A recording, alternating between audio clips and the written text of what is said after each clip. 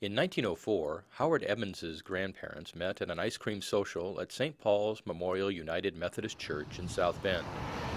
And on a recent snowy evening, Emmons joined other members of the church for a presentation by Notre Dame students to discuss how to preserve the English Gothic building that's definitely showing its age. But over the course of this semester, we've certainly covered every inch of this deceptively large building. As part of a new concentration in historic preservation offered by the School of Architecture, the students spent last semester studying St. Paul's inside and out, assessing damage, and compiling recommendations for preserving the downtown jewel and gift of Clement Studebaker.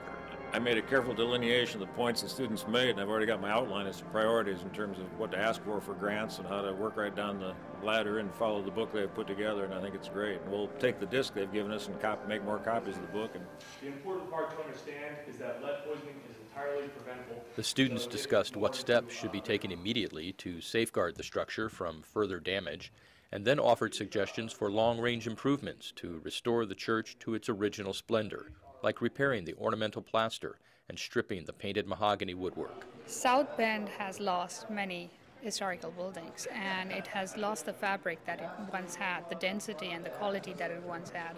And so preservation in general requires a new and fresh look. The evaluation let the students get their hands dirty, literally, on a real-world project and save the church the expense of hiring a professional company.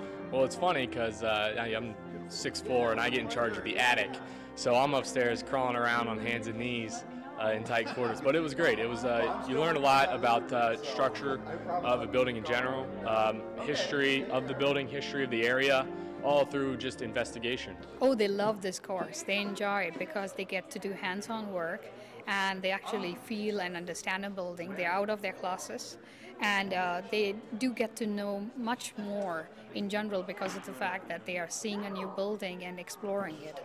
So definitely they put a lot of efforts into this class. St. Paul's plans to follow the recommendations of the report and seek preservation funding, and they hope to be planning ice cream socials for another 100 years.